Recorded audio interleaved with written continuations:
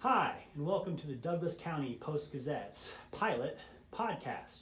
I am your host, Marcus Hanson, the Director of Public Relations. I am sitting here with our sports editor at the Douglas County Post-Gazette's new office here at the Gretna Guide, Tyson Aguilar. Tyson, how are you? Pretty good. How about you, Marcus? Oh, I've had better weekends after after the Husker game. Tyson here is from Ohio. He's a big Ohio State fan, and man, is welcome you to Nebraska. We get blown out like this more than once a year for about the last 10 years. So unfortunately, it's become kind of a habit to know once or so a year this is going to happen. And so as a Husker fan, I can confidently say I don't think it'll ever happen again. Quote me on that. But we are going to talk about your kids in the Douglas County area. Tyson, what's going on with high school football? So let's look at high school football. We're going to start with our top team, Mount Michael. They improved to 5-0 on the year, a 50-0 victory over Schuyler. That's going to set up a big top 10 matchup in Class B as they're going to travel to Ron Colley on Friday. Next, we had Elkhorn South. They dropped their first game a week ago against the number one team in Class A, Bellevue West. They got back on track with a 44-0 victory over Columbus. And again, we're going to have another great matchup as it's going to be Elkhorn South hosting Millard South. It'll be another top 10 matchup. Then moving on. That's this Friday night? That's this Friday night. We got two top 10 matchups with two county teams, and football's been going great so far here for Douglas County. Looking at other matchups in the county, Concordia, DC West both dropped their games, but they're going to play each other this weekend. So along with the two top 10 matchups, we're also going to have an all-county matchup in Concordia and DC West. Well, that's cool. You know, here at the Douglas County Post-Gazette, we get to cover both Class A and Class B football and other sports this fall. It's been kind of crazy. And with that being said, it just seems like a lot of excitement in the area. It is. And then now that speaking of top 10, we got Bennington. They're still ranked in the top 10 despite losing to Ron Colley this past week, 28-13. Talking to Coach Ron, one of their best defensive performances of the year. Just unfortunately, the offense couldn't get anything going. Wow. Well, and they're still ranked in the top 10, so they must have had some impressive victories this whole season. And with the playoffs coming around and October baseball, everything else that's going around, it's exciting news. Yep, and then finally we had Elkhorn. They were hosting the defending state champions in Omaha-Burke. Hard-fought game, but it just fell short 28-0 against the defending state champs. Well, hopefully the Yankees game Friday night doesn't deter too many people away from the local football fields. That's awesome. Now moving on to the hardwood, a lot of volleyball action. We had another county matchup. That was Elkhorn going against Bennington. Elkhorn comes away with a 3-set victory over the Lady Badgers. The Lady Antlers wrapped up the weekend going 1-2 with the Pius X Invitational. Elkhorn South, they've had a great season so far on the hardwood. They're 18-3 on the year. Their lone match was a sweep against Hastings. They won that one in 3 sets.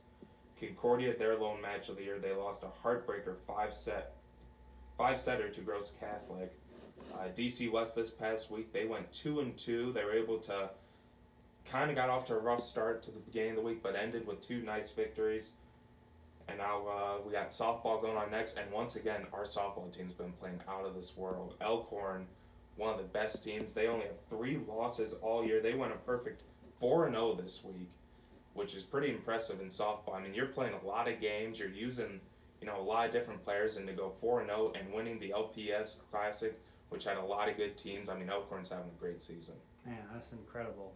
I'd like to take this moment to let you know that this podcast is brought to you by Huskers Illustrated. Pick up a local copy at 72nd and Dodge at the Barnes & Noble there, and just subscribe at huskersillustrated.com. Well, Tyson, it's amazing that we get to cover everything we get to cover here working at the Post. And so with that being said, what's the future look like the rest of this month? Well, it's hard to believe, but next weekend we're going to start district softball, district golf. So state's going to be the following week, so that's around the corner. Volleyball and football kind of hit the midpoints of their season, so they're going to be kind of gearing up, getting ready for end of the year as playoffs loom. And I always say fall's the fastest sport. I mean, there's a lot going on. It's really hectic, but I mean, this season just flies by. Cool. It's fun to be able to talk with some of the local parents, coaches, and players in the area. I've been able to do it a lot these last few weeks, and there's a lot of buzz going around about the Douglas County Post-Gazette newspaper. If you as a business owner want to support the local newspaper, please give us a call and put your business in the paper in any kind of an ad you want to. Our classifieds still work very well, in addition to photos. If you have photos that you've taken of your children in an action shot and you would like to submit them to have a chance to get the photo entered into the paper, please email us. You can find all of our information at dcpostgazette.com. So Tyson, what does it look like as far as the other sports in the area? Yep, so just finishing up with softball, the Storm and the Lady Falcons softball teams, each going 1-2 this week. They had some tough matchups, and then Bennington, I mean, you feel for the Lady Badgers. They went winless, but a lot of really close games. A team that's, yeah, you look at those losses, but still coming together, really trying to get some momentum going into the end of the year. Perfect. Well, the tennis community, man, there's a lot of buzz going on right now in Douglas County concerning tennis. And it's anywhere from the juniors to the high school players to the adults.